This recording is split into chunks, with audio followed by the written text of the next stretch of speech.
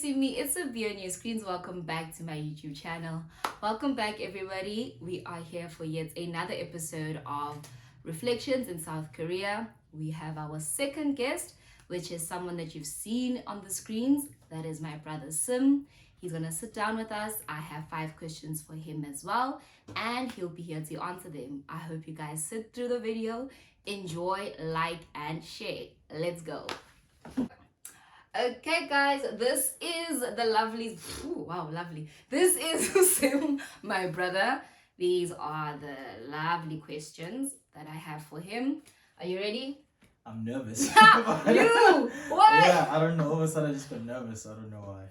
But okay, let's go. Shook him. Okay, cool. The first one, you know this one by heart. I need to be creamy. Why did you leave home and come to South Korea? Okay, why did I leave home and come to South Korea? Yeah. All right. Originally, I think it was 2016. I was frustrated at my job that I was working at, and we kept on hearing just there was a lot of hype about people going to China and teaching in China, and I was like, I continued having this conversation with my friend Rubendula about the possibility of going to China. Like, you know what, whenever we were frustrated, we always almost used to joke about it, like, you know what, let's just quit and go to China once. So never heard of this. And then I did low-key attempt to go. I spoke to somebody who knew things, or who's sort of not really a recruiter, but somebody who knows what's happening in China. I spoke to them and they asked for my details, and then I got cold feet, and then I never thought about it again. I was like, oh no, I can't do this. What will happen that side? If I go to China, I thought about all the things that you can think about. Then fast forward 2019, on a random day, I get a call from Spain. Yo, dude, let's go to South Korea. And I was just like, I looked at my life there and I was like, okay, I'm a part-time lecturer at the moment. Anything can happen. Why not? Why not? I can go. I don't have any responsibilities. Let's go. And got off the call. I recruited you and said, yo, let's go to South Korea. And yeah, that's my story. And that's it. That's it. Lovely. That's it. Why don't I know the first part? I don't know. It's just. Because 2016, what was it? Yeah. I was in the first year. Yeah, because I wasn't really serious about it. Like, I just thought about it, like, because it was just a frustration, but I didn't have the courage or the actual motivation to actually, okay, I'm going to China. But it was more like frustration. Let me just leave and go to China, you know. I so wish we had gone. That would have been really interesting. Okay. Yeah. Caught me off guard. You know, you think you know someone. Actually, one of the interesting answers. Facts. I'll give you that one. Okay, number 2. How would you describe being a lecturer in South Korea? South Korea, I love that. Being a lecturer in South Africa versus being a teacher, an ESL teacher in South Korea. Well, I'd love to be a lecturer in South Korea. I mean, anyway. it's not too late. There's levels. But this is a tough question. I was actually thinking about a lot. I think there's a lot of differences and similarities. If you look at similarities, is that basically in essence you are teaching people, because it's all a concept of teaching, right? Yeah. You're giving them a piece of information, you're helping them understand this piece of information, and you're helping them be able to use this information in their daily lives, depending on the topic. So also the one thing that stands out is that you are dealing with people, no matter the age group. So each class has its own personality, and each student has their own personality. So you learn how to deal with different people from different walks of life, and that not one size fits all approach. You can't, you know. You may prefer to be we may prefer a lecturer or teacher to put an arm around your shoulder, or I may prefer being, shouted at. I need that sort of motivation, this carrot and the stick approach, Some people prefer the stick, some people prefer the carrot. Okay. So in both instances, I feel like you can find similarities in terms of that. And then obviously the differences, one that stands out is the language barrier. Yes. Because here in Korea, you are teaching third graders who've never seen a person that looks like you before at all, and you're trying to teach them English. Yeah. Something that's really foreign to them. While when you are lecturing, they know the concepts of English, and you can actually have a conversation with your students. Yeah. Here you can't. They're still trying to understand and trying to learn this language that's so foreign and difficult to them. So it's a completely different context or different climate, also, in terms of that, it's easier to connect with my students as a lecturer because they understand English and you can have meaningful conversations outside the classroom. Yeah. While here, even though my students want to ask me questions or they want to connect with me, it's so difficult because they don't know the language. Like, okay,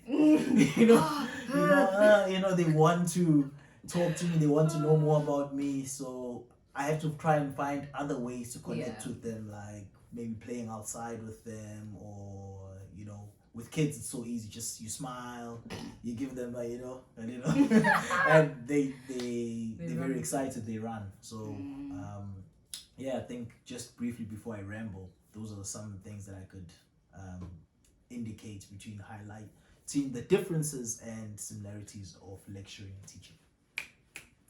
It's the before I ramble after you ramble. But that was such a nice ramble, very, very detailed, very interesting. Yeah. Hey! That was a nice one. Nice one, Susie.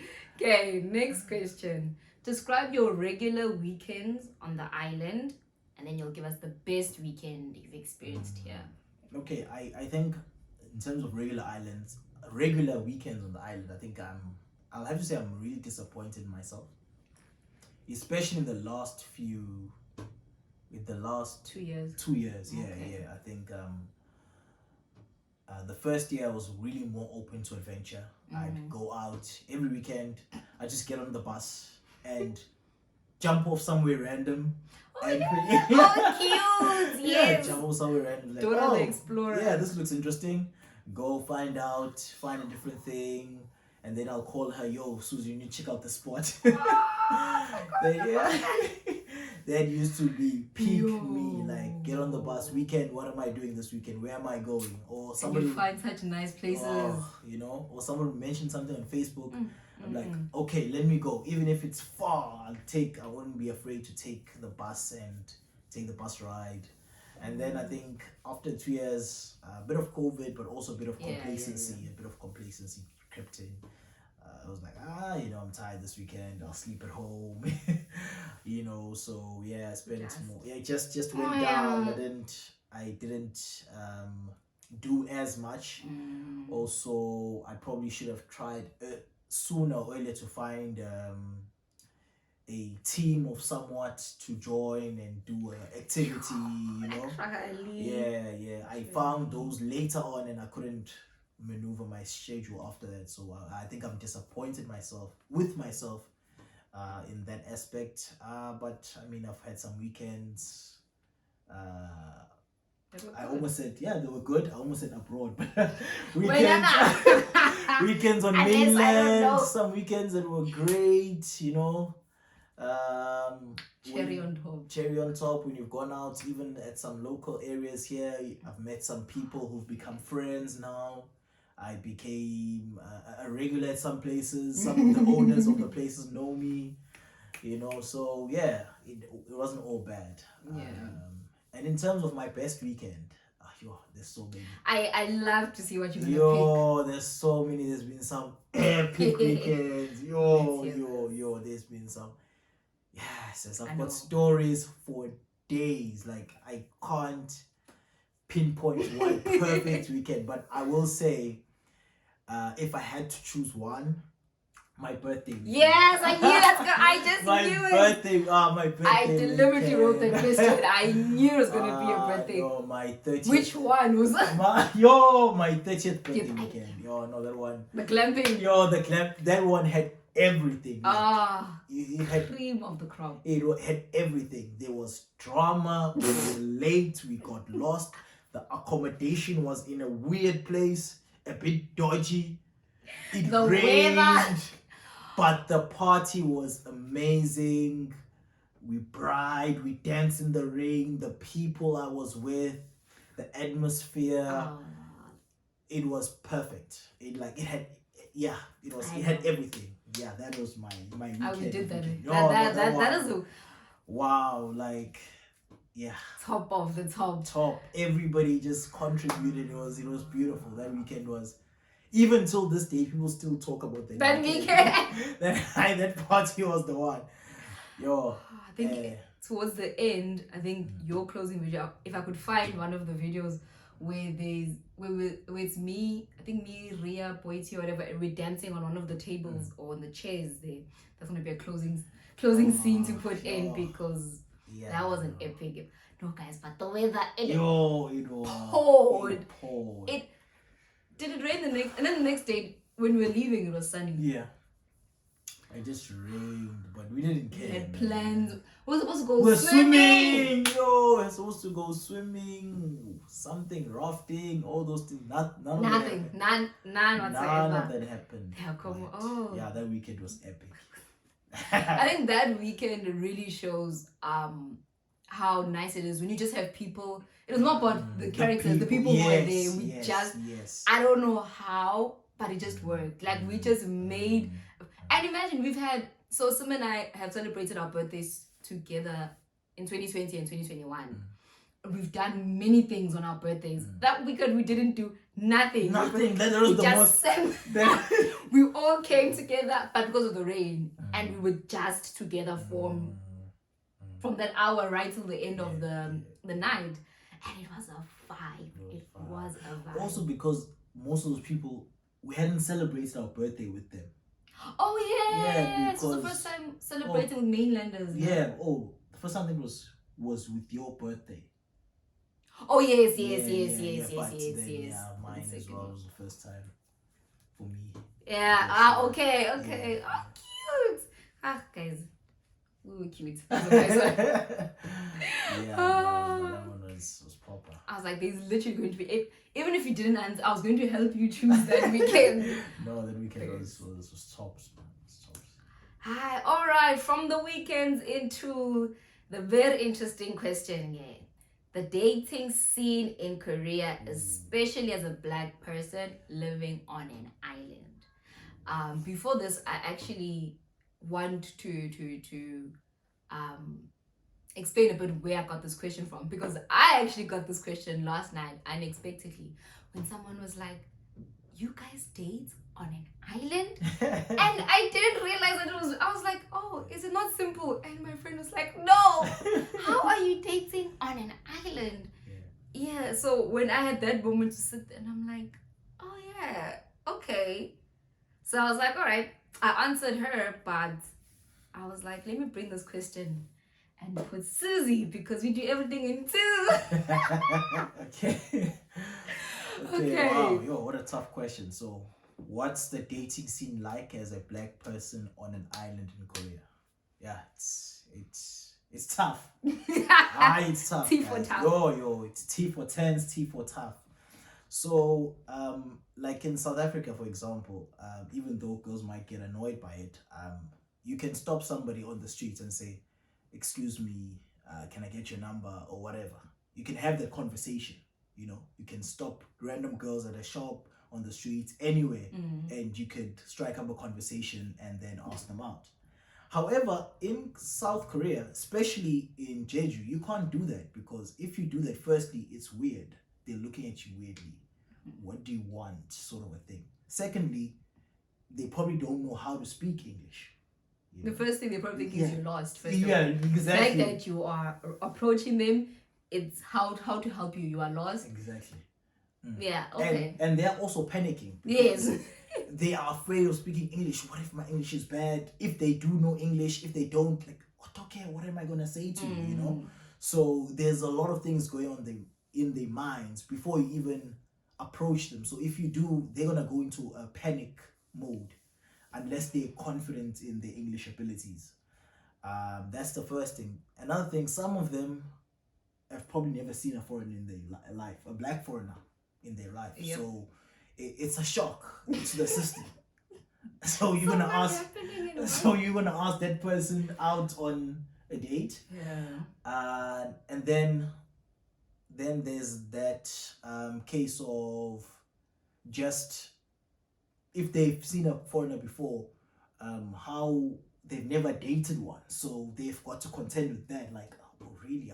How does this work? You know, I know Korean guys, for example. I know how they operate, and now this is a foreigner. You know, we have different culture. There's the cultural backlash. You know, so these are all the things that you have to think about or consider when you're about to approach somebody in Korea, you know. But for the benefit of your channel, I'll give you an anecdote, you know. Okay, so there was this lady from my gym, right? Very pretty, very pretty. She worked at the gym, and the first time we saw each other, like, you know, in a person, you can see this person just likes you. Like, whenever she used to see me, she'd get excited. She wouldn't know what to do with herself. Do I know this lady? I don't think you met her. Oh, I thought we were talking about the other one. No, we used to go on No. picnics with. Didn't she work at the gym? Which one you used to go on picnics with?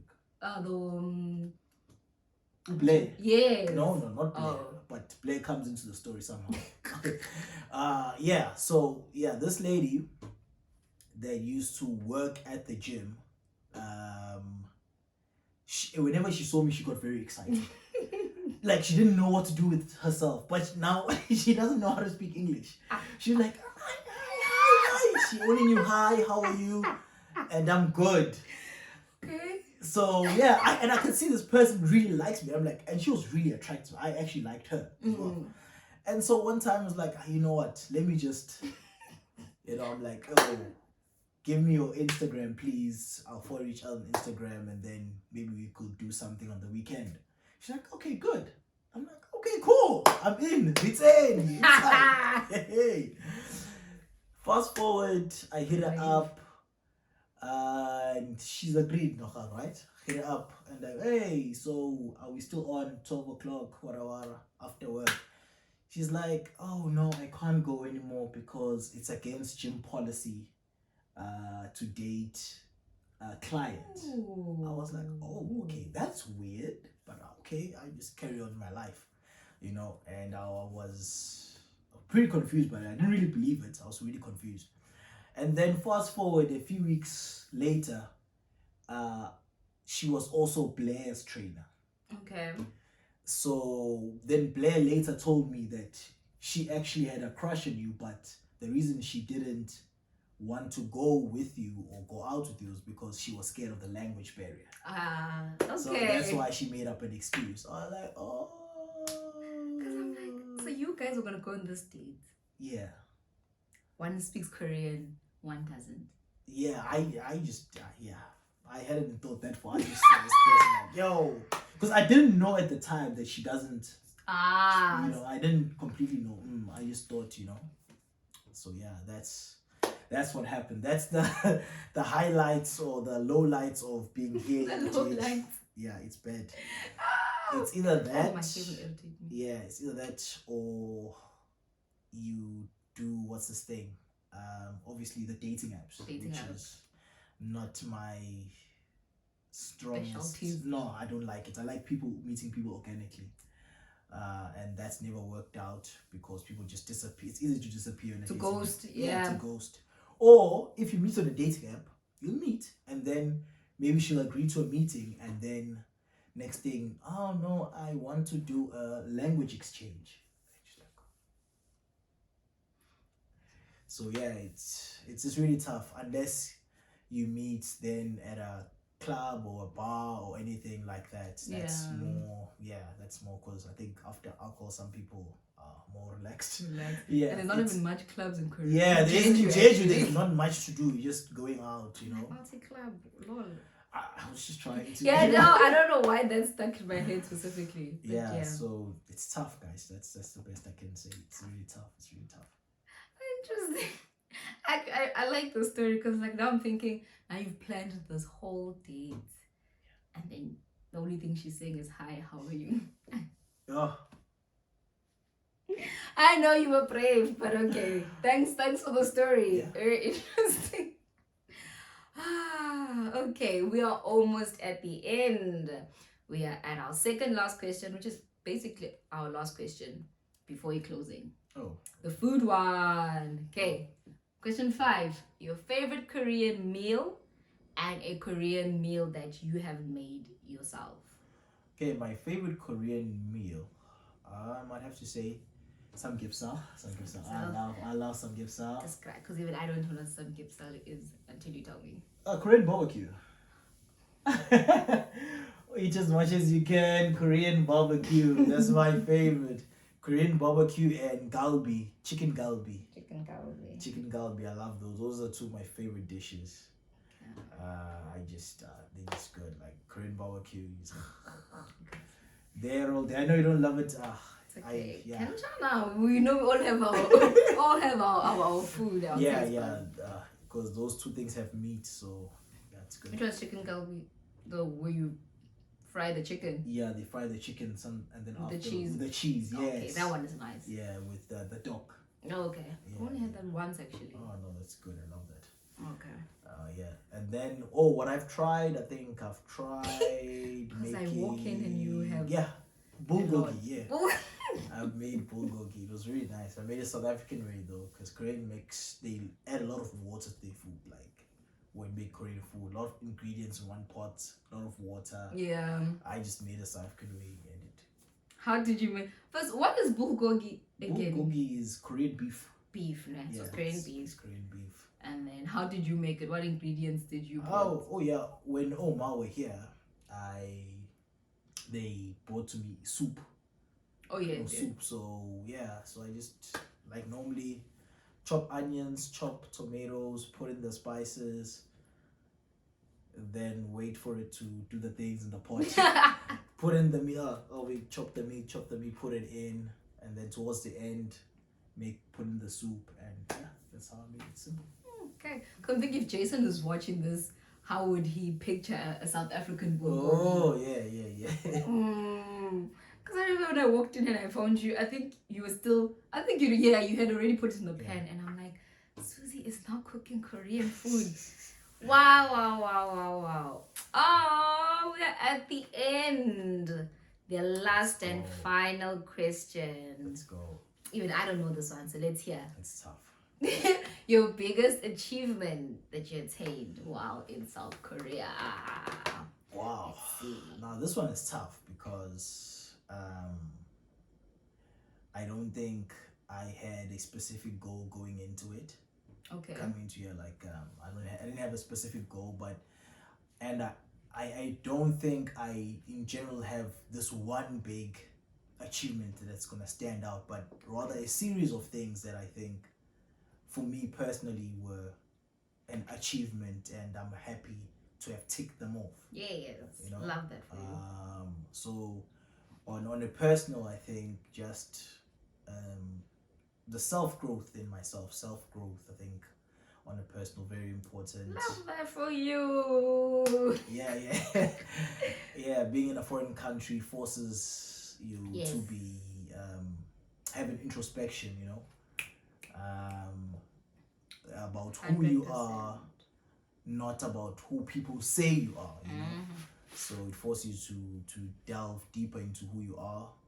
So the self-growth, spiritually, physically, mentally, emotionally, and even physically, because I was scrawny in South Africa. And now I'm not so bad, you know.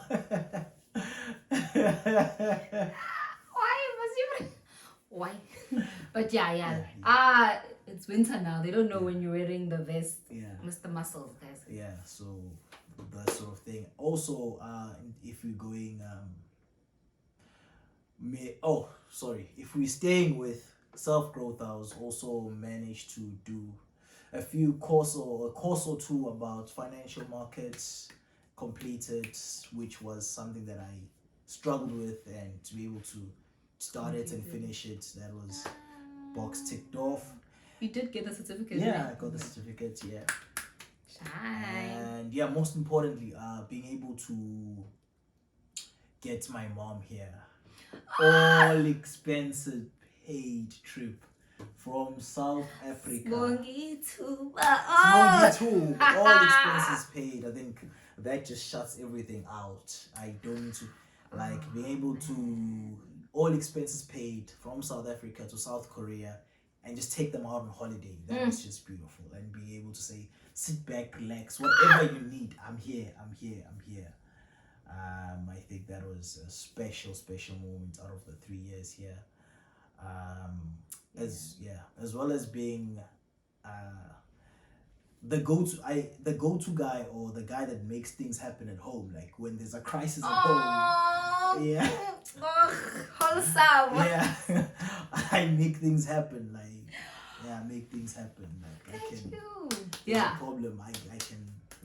From here I can make things happen and make the pots to do the things. What else? I think there's something else that I wanted to mention that I'm forgetting.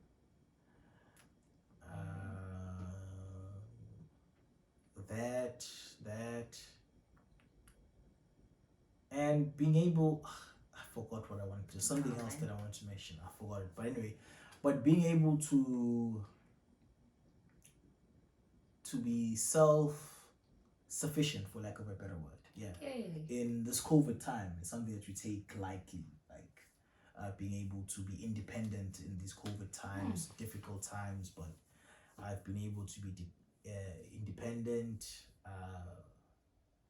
Yes. I'm not talking savings. Yes, I managed to be some saving goals. Yes. Come through savings. Yes, savings and a few investments. Not to the point where I needed to be, but they were made, there were foundations that were built, and I'm very happy with that. So yeah, looking forward to the future, and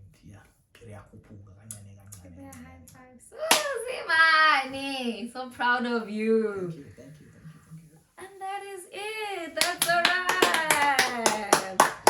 Oh man, thank you guys for sitting through. If you've made it to the end of this video, thank you for coming and sitting through this whole 2 hours preparing for this video. No, thank you. And thank you to your viewers. Thank you for your time, welcoming me into your homes.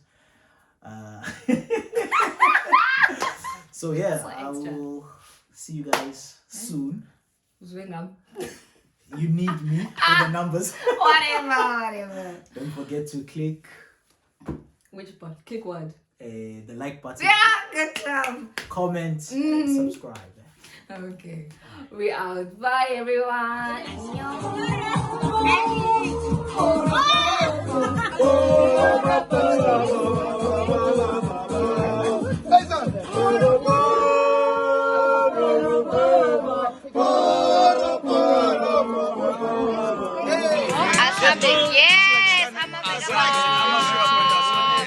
Wait. It's always like Happy birthday, Susie!